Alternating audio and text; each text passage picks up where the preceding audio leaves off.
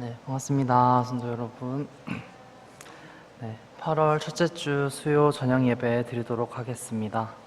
첫 찬양은 찬송가 88장 내 진정 사모하는 함께 찬양하시겠습니다.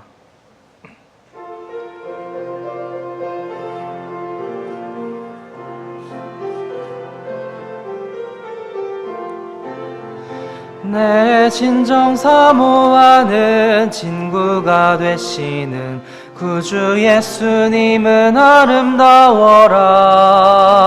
산 밑에 백합화요 빛나는 새벽별 주님 영원할 길 아주 없도다. 내 맘이 아플 적에 큰 위로 되시며 나 외로울 때 좋은 친구라. 주는 저 산 밑에 백합 빛나는 새벽별 이 땅 위에 비길 것이 없도다. 내 맘의 모든 염려 이 세상 고락도 주님 항상 같이 하여 주시고 시험을 당할 때에 악마의 계교를 즉시 물리치사 나를 지키네. 온 세상 날 버려도 주 예수 안 버려 끝까지 나를 돌아보시니. 주는 저 산 밑에 백합 빛나는 새벽별 이 땅 위에 비길 것이 없도다. 내 맘을 다하여서 주님을 따르면 길이 길이 나를 사랑하리니. 물불이 두렵지 않고 장검도 겁없네. 주는 높은 산성 내 방패시라. 내 영혼 먹이시는 그 은혜 누리고 나 친히 주를 뵙기 원하네. 주는 저 산 밑에 백합 빛나는 새벽별 이 땅 위에 비길 것이 없도다. 네, 아멘. 네, 다음 찬양은 찬송가 455장 주님의 마음을 본받는 자 함께 찬양하시겠습니다.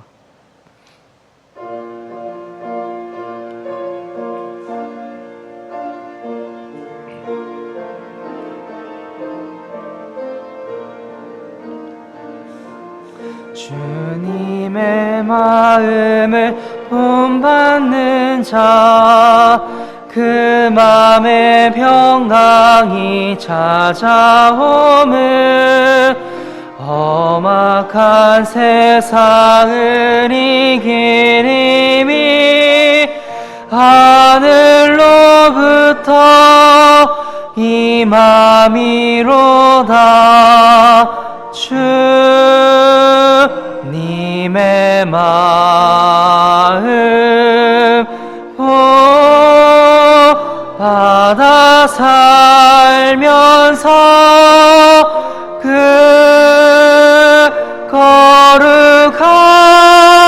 거룩하심 나도 이루리.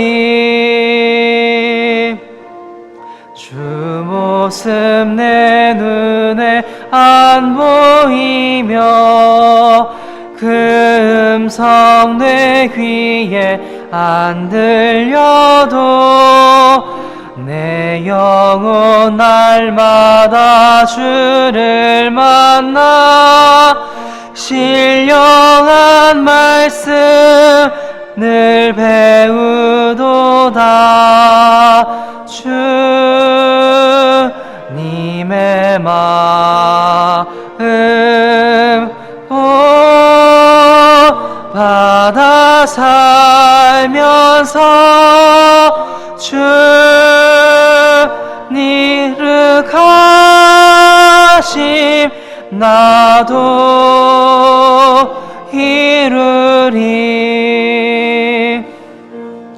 가는 길 거칠고 험하여도 내 맘의 불평이 없어짐은 십자가 고난을 이겨내신 주님의 마음 본받음이라.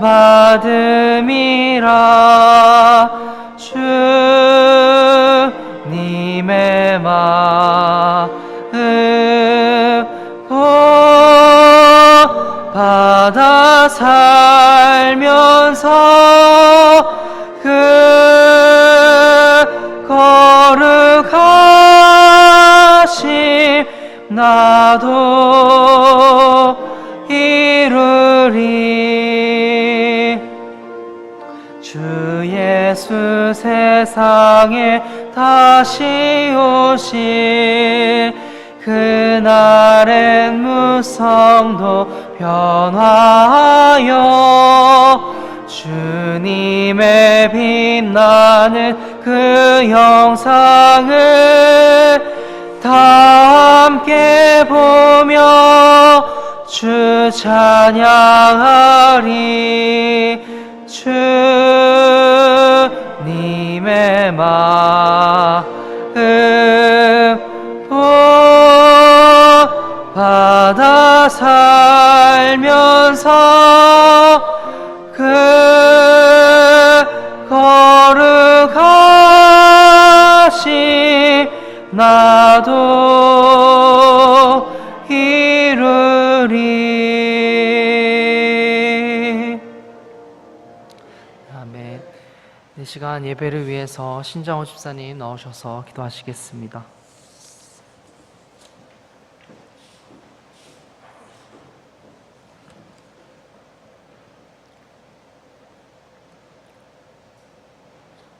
저희들을 구원해 주신 아버지 하나님, 이 시간에는 주님 자녀들이 다 함께 모여서 주님을 찬양하고 각자 있는 처소에는 인터넷을 통해 동시에 다 같이 수요일 저녁 예배를 드릴 수 있도록 인도해 주신 아버지 하나님께 먼저 감사를 드립니다. 아버지 하나님, 이 시간 기도하는 것은 주님의 몸된 교회 자녀들 가운데 지금 현재 외지에 있는 우리 가족들과 군 복무 중인 형제와 외시에서 생활하는 자녀들은 타지에서 생활할 때에 아무 사고 없이 건강하게 주님을 찬양하고 항상 예배드리는 삶을 살 수 있도록 주님이 지켜주시고 인도해 주시옵소서. 아버지 하나님, 이 시간에는 주님 자녀들의 삶에 있어서 꼭 필요한 기도 제목을 놓고 간절한 마음으로 아버지 하나님께 기도합니다. 아버지 하나님, 주님의 자녀들 가운데 먼저 결혼해야 할 형제자매들은 올해에 결혼을 꼭 할 수 있도록 주님께서 인도해 주시고, 자녀가 필요한 가정에는 2020년 올 한해에는 주님이 새 생명을 주셔서 건강한 자녀를 임신했다는 기쁜 소식을 꼭 들려주시옵소서. 아버지 하나님, 주님 자녀들의 가정에 어린 아기가 있는 가정에는 어린 아이들이 주님 안에서 건강하게 잘 자랄 수 있도록 주님께서 지켜주시고 보호해 주셔서 이번 장기간의 코로나19 전염병 사태를 잘 극복해 나갈 수 있도록 아버지께서 인도해 주시옵소서. 아버지 하나님, 이 어려운 시기에 직장생활과 사업을 하는 주님 자녀들과 또한 물질적인 어려움을 겪고 있는 주님 자녀들에게는 필요한 물질을 하나님 아버지께서 풍성하게 채워주시고 직장생활과 하는 일들이 잘되게 해주셔서 주님을 섬기며 살아가는 데 있어서는 믿지 않는 자들에게 본이 되고 궁핍하지 않도록 주님께서 도와주시옵소서. 아버지 하나님, 오늘도 주님께 예배를 드리는 우리 주님 자녀들의 간절한 기도 제목을 응답해 주셔서 지금 현재 병원으로 인해서 고통을 받고 있는 주님 자녀들과 병원에서 수시로 치료를 받고 있는 가족들과 건강이 나빠진 성도님들은 전능하신 주님의 손길로 아픈 것을 완전히 치료해 주셔서 아프지 않고 건강하게 주님을 잘 섬기며 살아갈 수 있도록 아버지께서 인도해 주시옵소서. 아버지 하나님, 이 시간 말씀을 전하시는 우리 담임 목사님, 이동서 목사님에게 영육간에 항상 강건케 해주시고 성령 충만케 해주셔서 주님의 말씀을 지속적으로 잘 전가할 수 있도록 아버지께서 인도해 주시옵소서. 아버지 하나님, 예배 시간에 저희들은 마음문을 활짝 열고 목자가 전가하시는 말씀은 사람의 말이 아닌 성령께서 인도하시는 하나님의 말씀을 꼭 기억하고 온전히 순종함으로써 성령 충만한 삶, 이때까지 지켜주시고 보호해 주신 하나님의 사랑과 은혜에 감사한 마음으로 주님을 찬양하면서 살아가는 삶을 살 수 있도록 아버지께서 인도해 주시옵소서. 아버지 하나님, 주님의 몸된 교회인 대구 성서침례교회와 혁신 성서침례교회에서 주님을 알지 못하는 불쌍한 영혼이 복음을 듣고 구원받는 역사가 지속적으로 일어나도록 주님께서 인도해 주시옵소서. 아버지 하나님, 주님이 세우신 몸된 교회에서 주님의 자녀들이 마땅히 최우선으로 예배 시간에 참석하는 삶이 생활화되도록 주님께서 인도해 주시옵소서. 이 모든 말씀 예수님의 이름으로 기도했습니다. 아멘.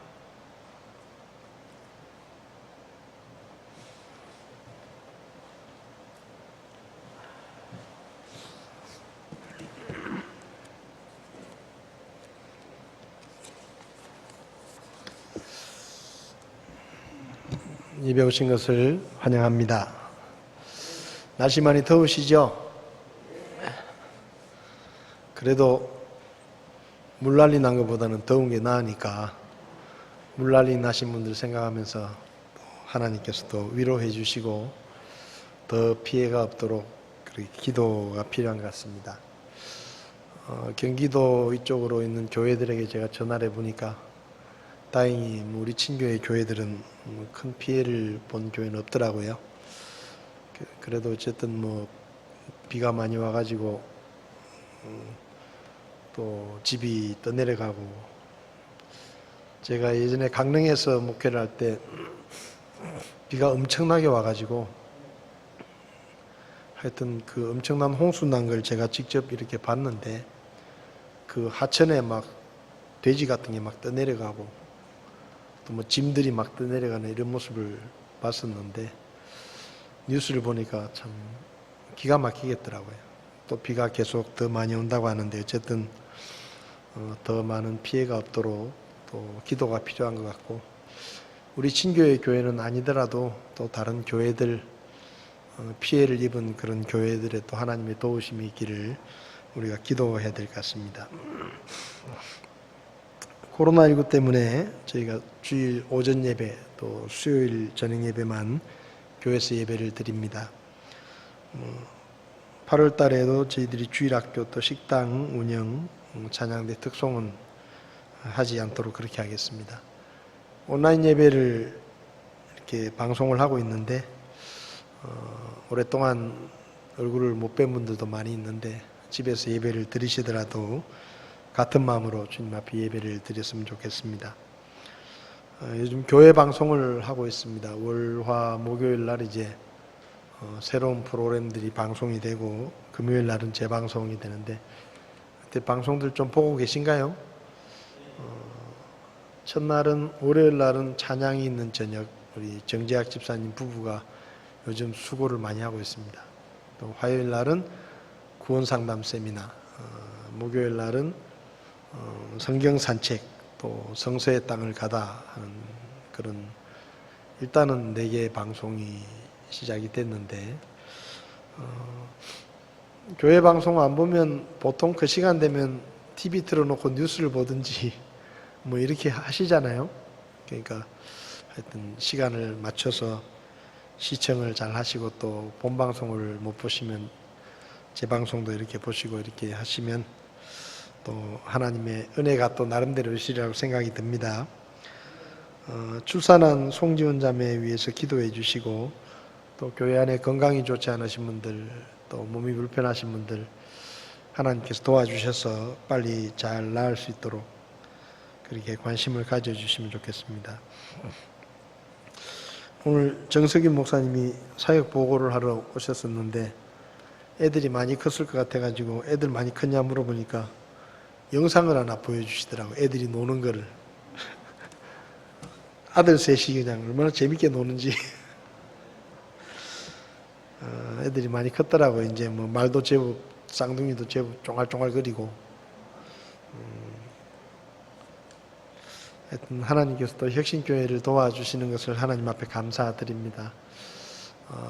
교회를 개척하고 코로나가 생겨서 교회가 많이 어렵지 않겠나 생각을 했는데 하나님께서 또 필요들을 채워주시고 여러분이 기도를 많이 해주셔서 하나님께서 도와주시는 것 같습니다. 계속 기도해 주시면 좋겠습니다. 누가복음 20장에 있는 말씀 같이 보시겠습니다. 누가복음 20장 1절에서 8절까지 말씀을 같이 보시겠습니다. 누가복음 20장 1절에서 8절까지 말씀을 한 절씩 교독하시겠습니다. 제가 먼저 읽겠습니다. 그 무렵에 어느 날 그분께서 성전에서 백성을 가르치며 복음을 선포하실 때 수제사장들과 서기관들이 장로들과 함께 와서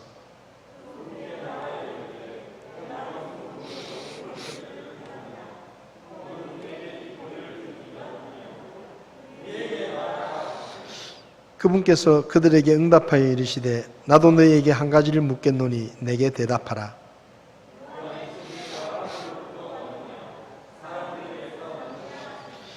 그들이 서로 따져보며 이르되 만일 우리가 하늘로부터 왔다 하면 그가 그런데 어찌하여 너희가 그를 믿지 아니하느냐 할 것이요 만일 우리가 사람들에게서 났다 하면 온 백성이 요한이 대언자인 줄 확신함으로 우리를 돌로 치리라 하고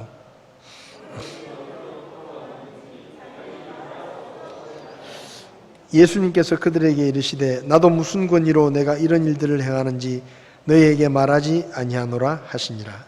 아멘. 자리에 앉으시겠습니다. 잠시 기도하겠습니다.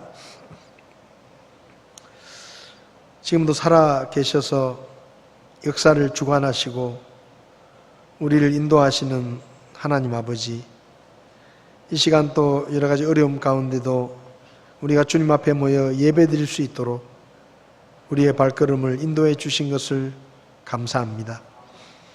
아버지 하나님, 특별히 코로나19와 또 긴 장마로 많은 피해를 입은 분들이 많이 있는데 하나님께서 그들을 위로하시고 특별히 교회들을 위로하셔서 하나님의 도우심 가운데 잘 복구될 수 있도록 주께서 도와주시기를 원합니다.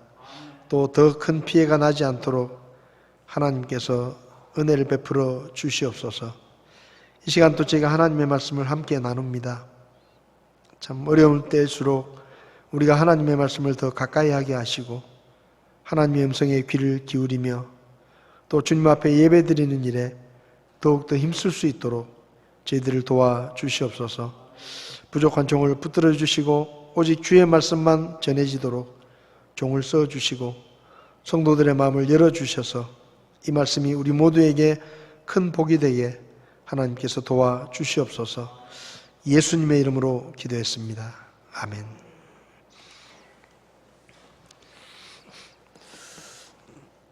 예수님께서 이제 죽을 때가 되었다 그런 생각을 하셔서 십자가에 죽으시려고 새끼 나귀를 타고 예루살렘에 들어오셨습니다. 그때는 유대인의 명절 중에 제일 큰 명절인 6월절이 가까운 때였습니다. 그래서 6월절이 되면 유다 사람들뿐만 아니라 그 주변에 있는 시리아라든지 이집트라든지 이런 외국에 있는 사람들도 이 6월절 명절 때는 예루살렘에 방문해서 그 명절을 구경하기도 하고, 또 그런 고향을 떠나 있었던 유대인들이 명절에, 우리나라도 명절 되면 귀성 행렬이 많은 것처럼 예루살렘에 와서 성전에서 하나님 앞에 제사를 드리고 이런 일들을 하기 위해서 유대인들이 많이 모여왔습니다. 그러니까 예루살렘은 말 그대로 지금 사람들로 북적거리는 그런 명절 대목이었습니다. 예수님께서 성전을 찾으셨을 때 지난 시간에 우리가 살펴본 것처럼 명절이니까 사람들이 워낙 많았겠죠. 근데 성전에 가보니까 거기 장사를 하고 재물을 팔고 돈을 바꿔주면서 대목 장사를 하려는 장사꾼들이 모여있는 것을 보시고 화를 내시면서 상을 엎으시고 짐승들을 내쫓고 내 아버지 집은 기도하는 집인데 너희들이 장터를 만들어서 강도의 소굴을 만들었구나 하면서 책망을 하시고 다 쫓아내시죠. 그리고 이제 19장 47절을 보면 그렇게 쫓아내신 다음에 날마다 성전에 가서 예수님이 말씀을 가르치는 겁니다. 그러니까 장사꾼들을 내쫓으시고 안 오시는 게 아니고 그 다음 날도 오시고 계속 오시는 거죠. 예수님이 오셔가지고 성전에서 말씀을 가르치시는 거죠. 사실상 이 6월절 명절은 성전에서 장사를 하는 장사꾼들이나 돈을 바꾸어주는 사람들이나 큰 돈을 벌 수 있는 대목입니다. 대목. 근데 이 장사꾼들이나 돈을 바꿔주는 사람들이 성전에 와서 어떻게 장사를 할 수 있는가 하면 수제사장들과 제사장들이 허락을 해주는 거예요. 성전에 와서 장사를 할 수 있도록. 그러면 그냥 허락을 해주는 게 아니고 이 장사꾼들이 또 돈을 바꿔주는 사람들이 성전에서 돈을 벌면 그 중에 일부를 이 제사장들에게 뒷돈으로 주는 겁니다. 그러니까 이 명절 대목에 장사꾼들도 대목이니까 야 이번 명절에는 큰 돈을 벌어야 되겠다라고 마음을 먹고 있고, 수제사장이나 이 정치 지도자들도 저 장사꾼들이 돈을 많이 벌면 내 주머니도 좀 두둑해지겠구나 그러고 있는데 예수님이 오셔가지고 세상 말로 초를 치신 거예요. 장사꾼들을 다 쫓아내버리고 매일마다 와가지고 감시를 하고 또 매일마다 와서 말씀을 전하시는데, 이게 말이에요. 원래 명절이 되고 사람들이 많이 모이면 별의별 사람들이 다 오잖아요. 사기꾼도 오고 뭐 이상한 사람들이 많이 옵니다. 그리고 뭐 이 선지자 노릇하면서 또 말씀을 가르치는 사람도 오겠죠. 근데 이런 사람들이 성전에 와가지고 좀 소란을 피우더라도 사람들이 호응을 안 하면 쫓아내버리는 거예요. 근데 예수님은 그 성전에서 장사꾼들을 내쫓고 그리고 말씀을 가르치는데 인기가 너무 좋아가지고 사람들이 막 예수님이 말씀을 가르치는 그 자리에 사람들이 어마어마하게 몰려 있는 겁니다. 그러니까 이 수제사장들과 이 서기관들이 저 예수를 성전에서 쫓아내야 장사꾼들이 다시 들어오고 장사가 잘 되면 한몫 챙길 텐데 예수님이 또 버티고 있는 거예요. 그것도 뭐 예수님이 말씀을 전하실 때 뭐 한두 사람 듣고 있으면 그 한두 사람 쫓아내고 예수님도 덩달아서 쫓아내거나 잡아가면 되는데, 예수님이 말씀을 전하시는데 막 두 눈을 부릅뜨고 수많은 사람들이 모여들어 있으니까 괜히 거기서 예수님을 잡아갔다가는 큰 소동이 날 것 같으니까 잡아가지도 못하고 쫓아내지도 못하고 이 수제사장들과 서기관들이 또 장사꾼들이 안달부달하는 겁니다. 왜? 명절은 지나가면 끝인데 이 좋은 대목에 큰 돈을 벌어야 되는데 또 이 제사장들도 한몫 챙겨야 되는데 예수님이 매일마다 와가지고 성전에서 감시를 하고 또 말씀을 전하시니까 사람들이 또 모여들어가지고 거기 예수님의 말씀을 듣겠다고 와 모여들어 있으니까 이게 참 이러지도 못하고 저러지도 못하고 답답한 거예요. 그래가지고 이 수제사장들과 서기관들이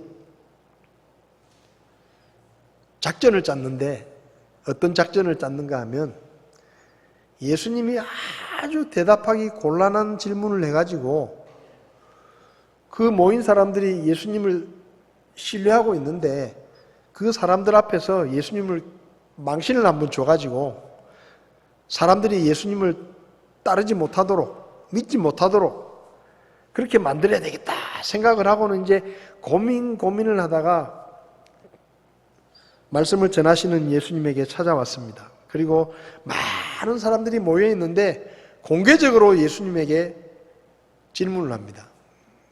근데 재밌는 것은 여러분 이 수제사장들은 상당히 종교적으로 보면 최고 지도자들입니다. 이 사람들은 보통 직접 나서는 일이 별로 없어요.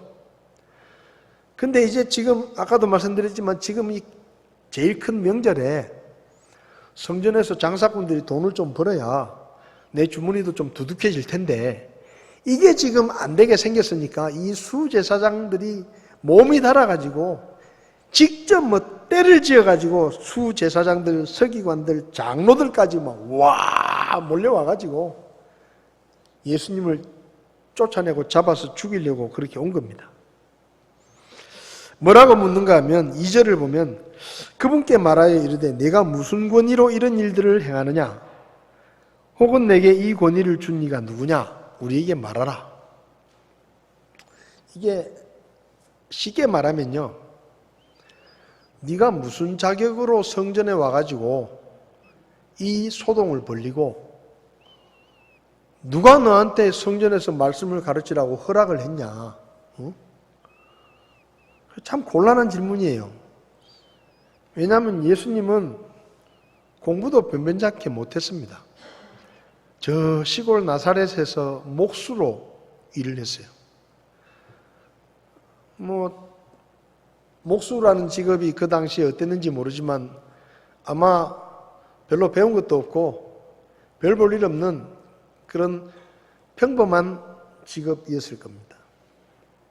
그러니까 이 수제사장들이 지금 무슨 얘기를 하는가 하면 당신이 뭔데 도대체 이 성전에 와가지고 네가 무슨 자격으로 장사하는 사람들을 내쫓고 그리고 사람들에게 지금 말씀을 가르치고 있냐. 너같이 무식한 놈이. 응? 그러니까 쉽게 말하면 요즘으로 말하면 너 어느 대학 나왔냐? 너 어느 랍비한테 배워가지고 어떤 랍비가 너한테 가르쳐가지고 네가 지금 여기 와서 말씀을 가르치고 있냐 말이지.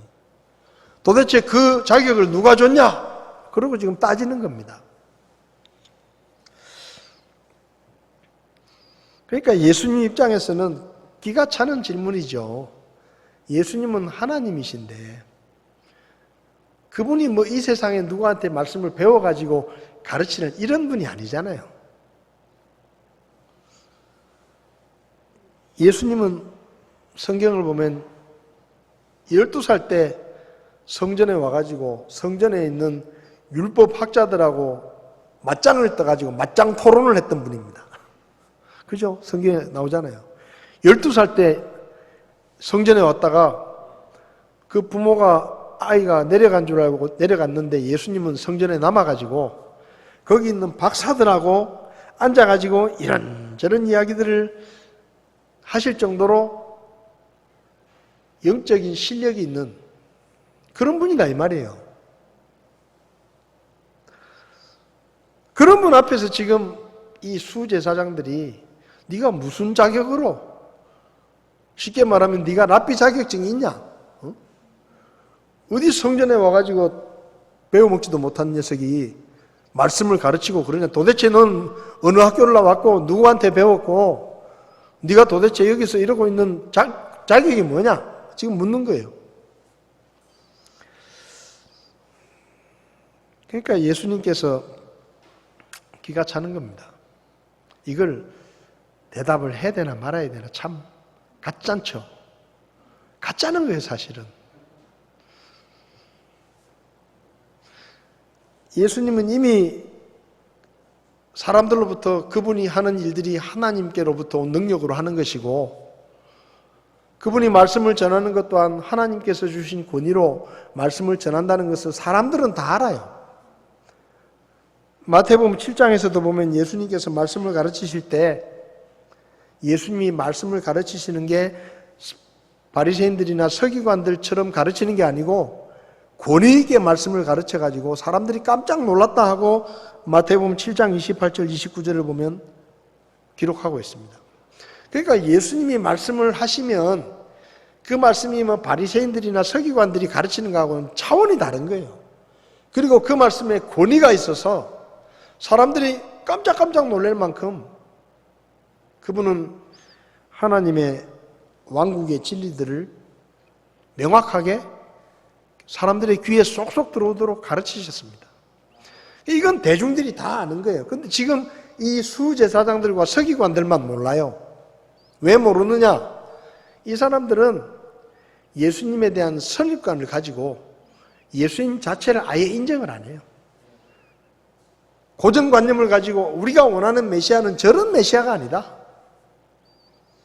나사렛에서 무슨 선한 게 나오냐 하고 편견을 가지고 예수님을 바라볼 뿐만 아니라 지금 이 수제사장과 서기관들은 눈에 탐욕이 가득해가지고 예수님의 말씀에는 관심도 없고 오로지 예수님을 쫓아내고 예수님을 없애고 한몫 챙기려고 하는 그 욕심 때문에 눈이 멀어가지고 지금 예수님이 무슨 말씀을 하시는지 이건 관심도 없는 거예요.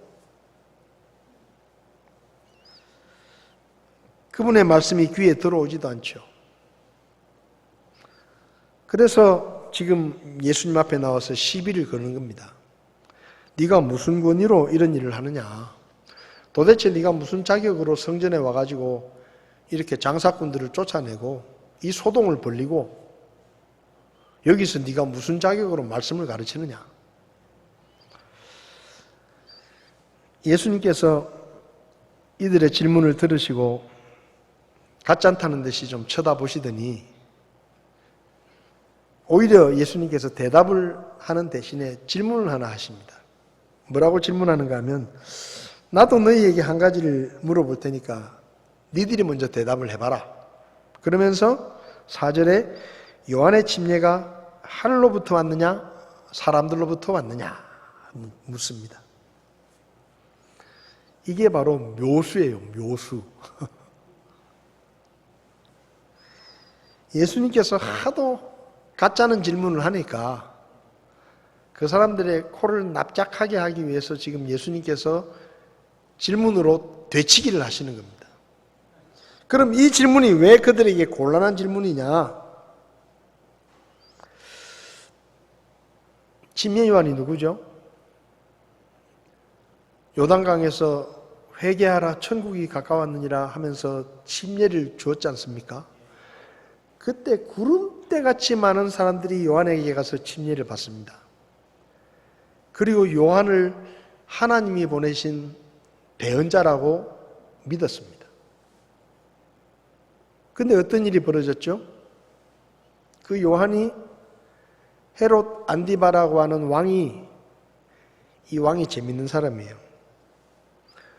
자기 이복 동생 중에 빌립이라는 사람이 있는데 그 빌립이라는 자기 이복 동생의 부인인 헤로디아가 너무 예쁜 거예요. 그래가지고 이 헤롯 안디바가 자기 이복 동생의 아내인 헤로디아를 보고 반해가지고 그 동생의 아내를 뺏으려고 합니다. 근데 이 헤로디아는 또 어떤 여잔가 하면은 이 헤롯 안디바가 왕이잖아요. 그 이복 동생 자기가 부인인데 그 이복 형인 왕이 자기한테 관심이 있는 거예요. 그러니까 아이고 내가 이런 별 볼 일 없는 놈하고 내가 사느니 그래도 왕한테 내가 붙으면 뭐가 되겠다 이래가지고 둘이 짝짝꿍이 맞은 겁니다. 그래가지고 이 헤롯 안디바가 20년 동안 자기하고 살았던 조광지처를 내쫓고 자기 이복동생 빌립의 아내인 헤로디아를 자기 아내로 맞이합니다.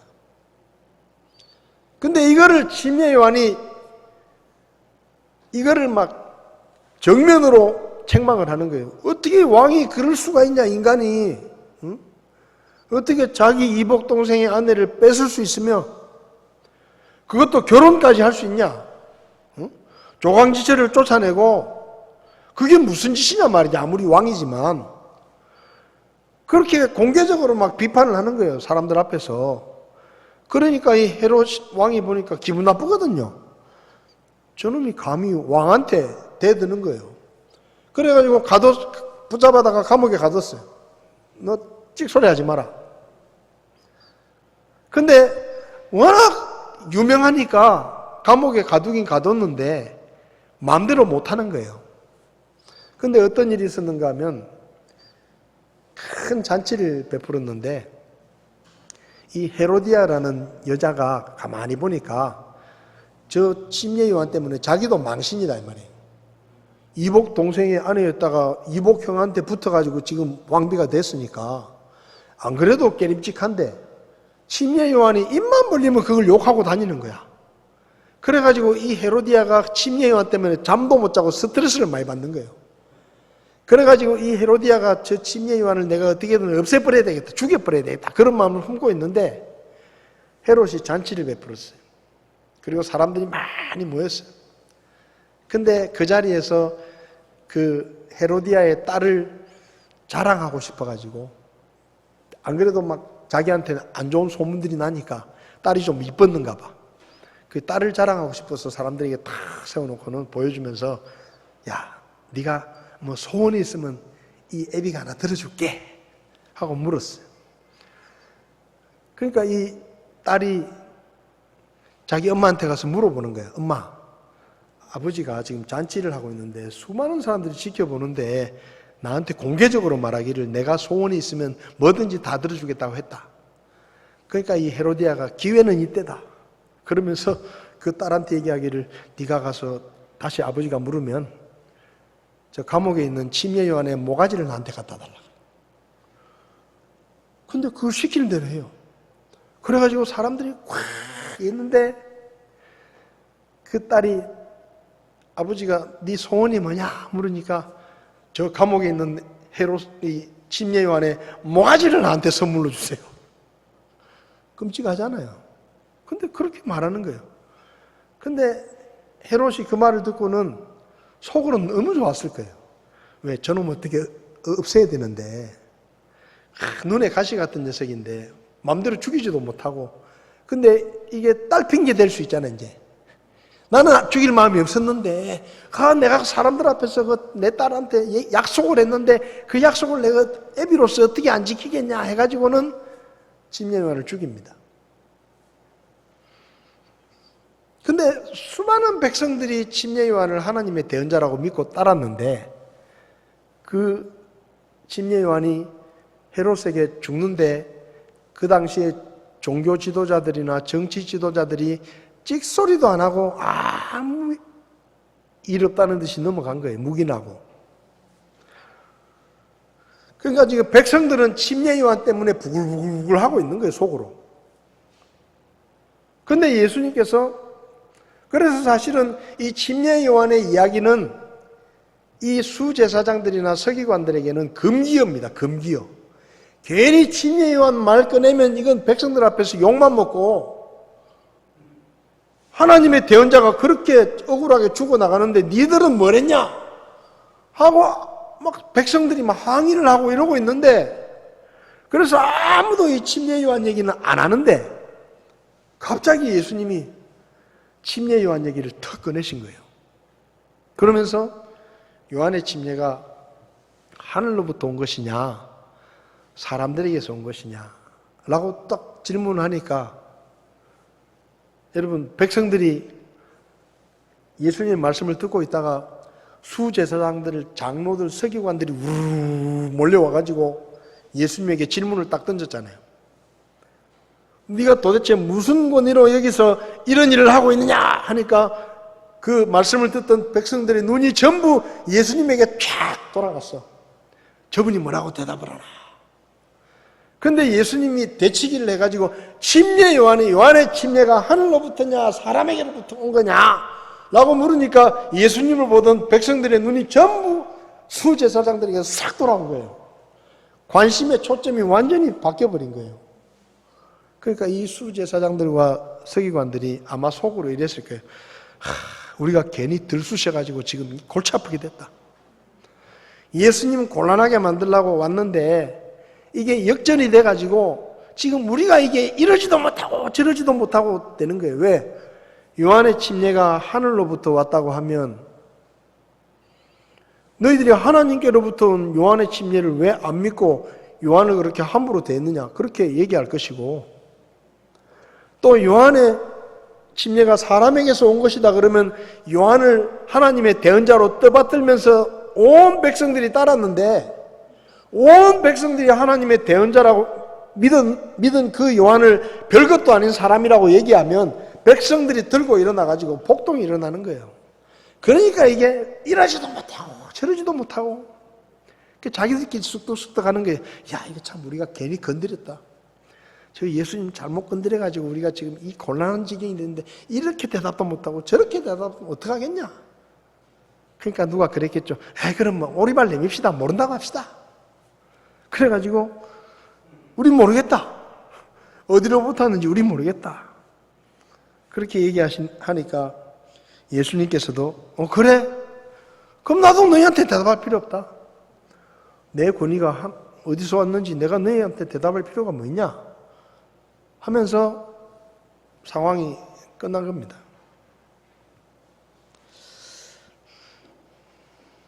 예수님께서 참 지혜로우시죠. 수제사장들과 서기관들은 의기양양하게 예수님을 찾아와가지고 예수님을 쫓아내려고 골치 아프게 만들어서 쫓아내려고 왔는데 오히려 요한의 침례에 대한 예수님의 질문 때문에 애매한 대답을 해가지고 체면을 구긴 거예요. 망신을 산 겁니다. 이 사건에서 우리는 예수님의 지혜를 배우게 됩니다. 그 지혜는 뭔가 하면 쓸데없는 논쟁을 할 필요가 없다는 거예요. 쓸데없는 논쟁을 할 필요가 없다. 수제사장들과 서기관들이 시비를 걸어왔을 때 예수님은 많은 사람이 지켜보는 가운데 보란듯이 엄청난 기적을 행하고 내 권위가 하나님께로부터 왔다라고 증명하실 수도 있습니다. 근데 그렇게 안 하셨어요. 왜 안 하셨느냐? 해봤자 그들은 믿을 마음이 없는 거예요. 또 그렇게 하면 또 다른 시비를 걸고 어차피 믿을 마음이 있어서 온 게 아니고 예수님을 믿을 마음은 세상 말로 1도 없으면서 예수님을 곤란하게 만들기 위해서 시비를 걸고 있는 겁니다, 지금. 근데 그거를 예수님이 받아줄 필요가 없는 거예요. 그러니까 예수님께서 그냥 무시하시는 거예요, 무시하시고 그냥 그들의 코를 납작하게 만드신 거죠. 고정관념과 세상적인 탐욕에 눈이 멀어서 예수님이 말씀하시는 것은 관심도 없고 예수님의 말씀을 믿을 생각은 전혀 없는 이 사람들에게 예수님께서 굳이 그들과 논쟁할 필요가 없는 겁니다. 예수님께서 말씀하신다고 해서 그들이 믿을 것이 아니에요. 성경을 보면 예수님께서 가끔 귀 있는 자는 들을지어다 그런 말씀을 하십니다. 귀 있는 자는 들을지어다. 들을 귀 있는 자는 들으라 이렇게 말씀하셨죠. 이 말은 마태복음에 3번 나오고 마가복음에 2번, 누가복음에 1번 나오는데 예수님께서 이 말씀을 하신 이유는 당시 사람들이 특히 많은 유대인과 바리새인들이 고정관념 때문에 나사렛 출신인 예수님이 목수 출신인 그 예수가 우리가 기대하던 메시아일 리가 없다.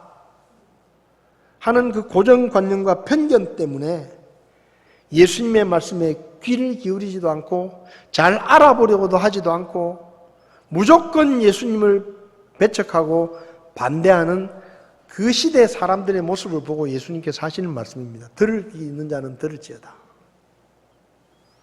그래서 마태복음 11장을 보면 15절부터 보면 들을 귀 있는 자는 들을지어다라고 말씀하신 다음에 내가 이 세대를 어디에 비유할까? 장터에 앉아 자기 동무들을 부르며 이르기를 우리가 너희를 향해 피리를 불어도 너희가 춤추지 않고 우리가 애곡하여도 너희가 애통하지 않는다.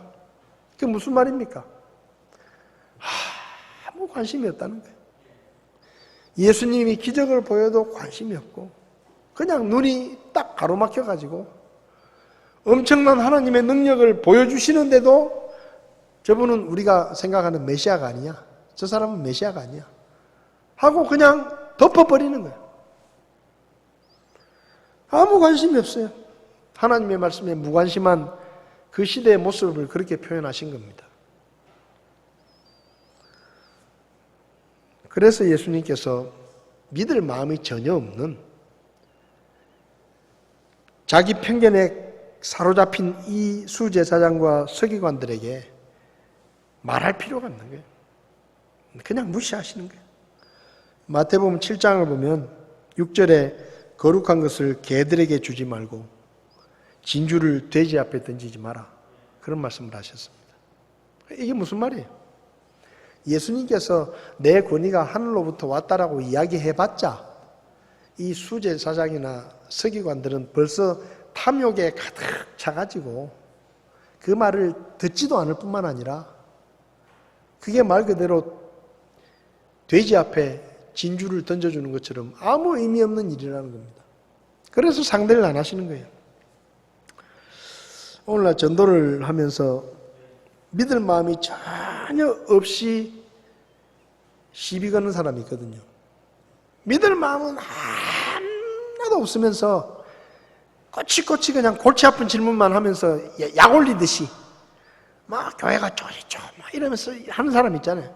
믿을 마음은 눈꼽만큼도 없어. 내가 하는 말을 들을 생각도 없으면서 자기 하고 싶은 말만 계속 하면서 뭔가 좀 곤란하게 만들려고 이상한 질문이나 하고 뭐 이런 사람이 있거든요. 믿을 마음이 전혀 없는데.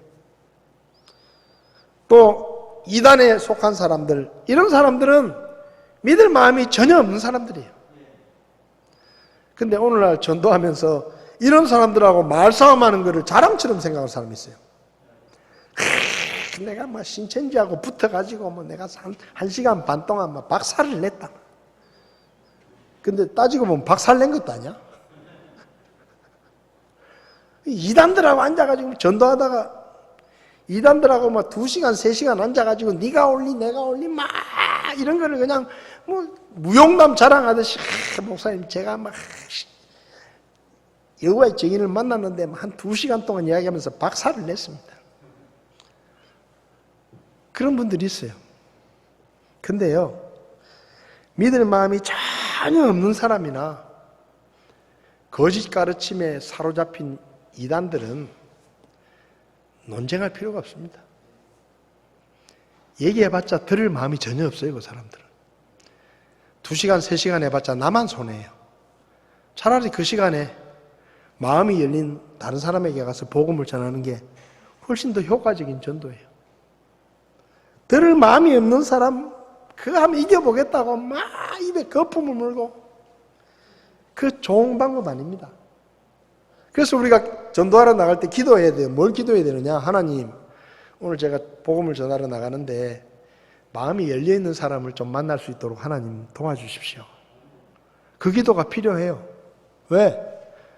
전도하러 나가가지고 뭐 이단하고 앉아가지고 2시간, 3시간, 4시간 보내다 보면 나만 피곤하고 헛수고만 하는 거예요. 그렇다고 그 사람 믿을 것도 아니에요. 여러분, 복음은 설득하는 게 아닙니다. 복음은 변호하는 게 아니에요. 복음은 선포하는 것입니다. 예수님이 그리스도다. 네가 믿든지 말든지 그건 네가 결정할 일이고 이것은 진리다.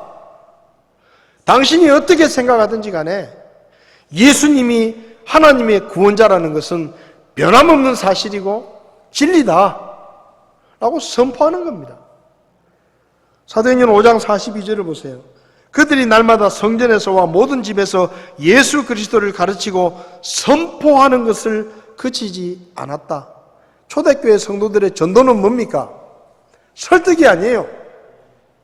선포예요, 선포. 너희들이 십자가에 못 박아 죽인 그 예수님이 바로 하나님이 보내신 구원자다. 이것을 선포하는 겁니다. 네가 어떻게 생각하느냐 묻는 게 아니에요. 나는 예수님을 구원자로 믿는데 너는 어떻게 생각하냐 묻는 게 아니에요. 전도는 하나님의 말씀에 의하면 십자가에 못 박히시고 죽으시고 부활하신 그 예수님이 죄인을 죄에서 구원하시는 하나님의 구원자시다 하는 것을 우리가 선포하는 겁니다. 선포. 제 사무실에 가끔 이단들이 옵니다. 내가 인상이 너무 좋게 생겼는지 이단들도 와요. 목사님 얘기 좀 하러 왔습니다. 그럼 저는 또 친절하거든요. 아, 들어오시라고. 차 커피도 한 잔 주고. 조금 이야기하다 보면 이단이야. 근데 이단들이 저를 좋아해요. 왜냐하면 다른 교회가 목사님이 막 욕하면서 이놈의 자식들이 어디 교회까지 와가지고 목사를 쫓아오냐 욕을 하면서 막 쫓아낸대. 근데 저는 커피 주고 친절하게 하거든요. 그럼 이단들한테 제가 이렇게 얘기합니다. 당신하고 나는 믿음이 다르기 때문에 서로 말을 섞어봤자 싸움밖에 안 된다. 그러니까 나하고 얘기를 하고 싶으면 당신이 먼저 10분 얘기해라. 그럼 내가 가만히 들어줄 테니까 그 다음에 내 차례가 되면 내가 10분 동안 얘기할 테니까 찍소리 하지 마라. 그렇게 할 것 같으면 찾아오고 뭐 네가 올리 내가 올리 그렇게 따지고 내가 얘기하는데 시비 걸 것 같으면 오지 마라. 저는 그렇게 얘기하거든요. 그러면 그 양반들이 목사님 그렇게 하시죠 이러고 한 몇 번 와요. 그럼 제가 그대로 하거든요. 10분 동안 얘기하면 가만히 들어줘. 얘기하라고. 그러면 이제 10분 동안 쫙 들으면서 이제 제가 10분 동안 얘기할 걸 생각을 하는 거죠.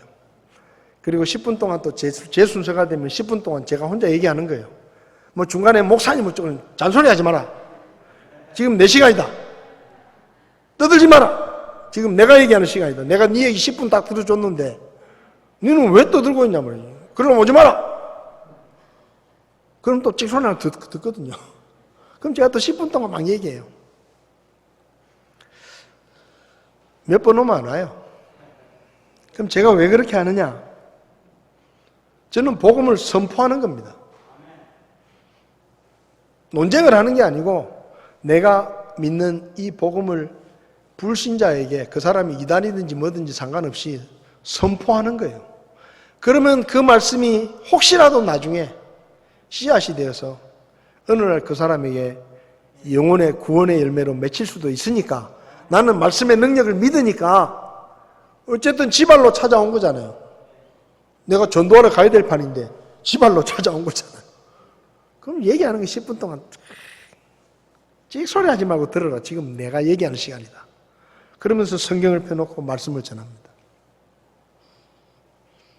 여러분, 우리가 믿을 마음이 전혀 없는 사람이나 이단에 속한 사람들하고는 논쟁할 필요가 없어요. 얘기해봤자 못 알아들어요.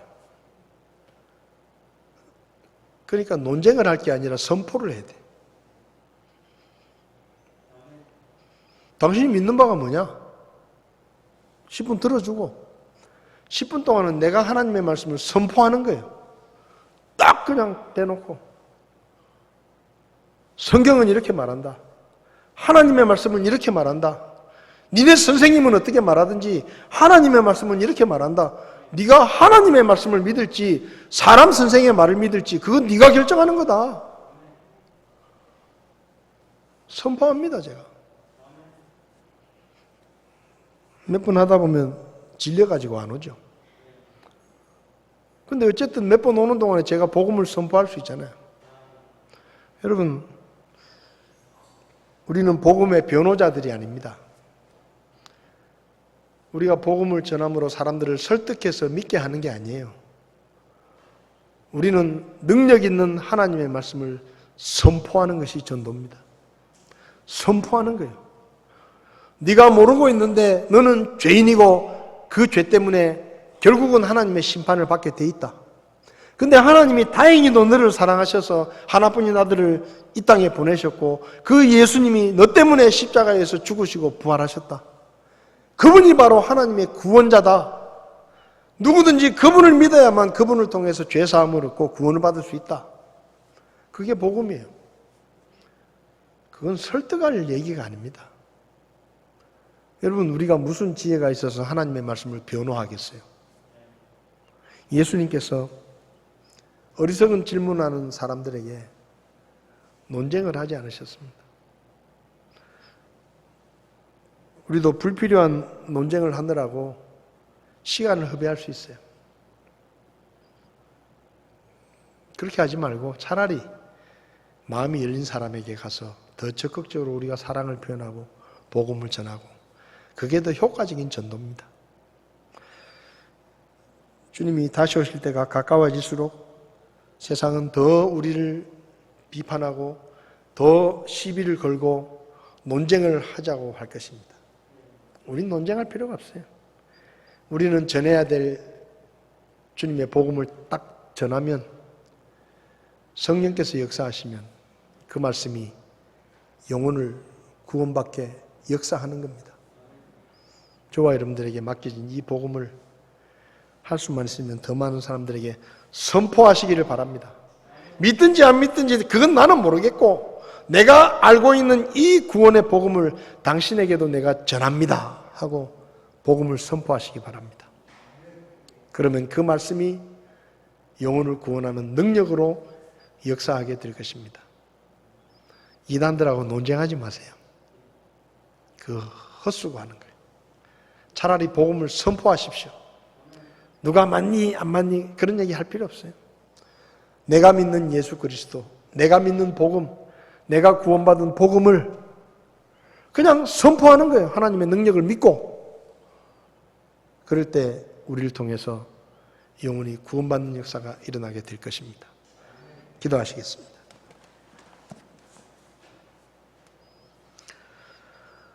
살아계신 주님, 수제사장들과 서기관들이 자신들의 편견과 세상의 탐욕에 눈이 멀어서 주님의 말씀을 제대로 듣지 못하고 주님이 하나님의 구원자시라는 것을 알지 못하고 오히려 예수님을 십자가에 못 박아 죽인 것을 저희들이 보았습니다. 주님께서 시비를 거는 그들에게 논쟁을 피하시고 지혜롭게 답하신 것을 저희들이 들었습니다. 오 주님, 우리에게도 주님의 지혜를 허락하셔서 세상의 헛된 논쟁을 피하게 하시고 주님이 우리에게 맡기신 이 복음을 선포하는 전도자로 복음을 전할 수 있도록 저희들을 도와주시기를 원합니다. 코로나19 때문에 사람들을 만나는 것도 어렵고 복음을 전하기가 쉽지 않지만 주님께서 주시는 기회를 따라 우리가 사람들 앞에서 예수는 그리스도라고 선포할 수 있는 믿음의 용기와 담력을 허락해 주시기를 원합니다. 우리를 주님의 복음의 증인으로 써주시옵소서. 예수님의 이름으로 기도했습니다. 아멘. 예배를 마치겠습니다.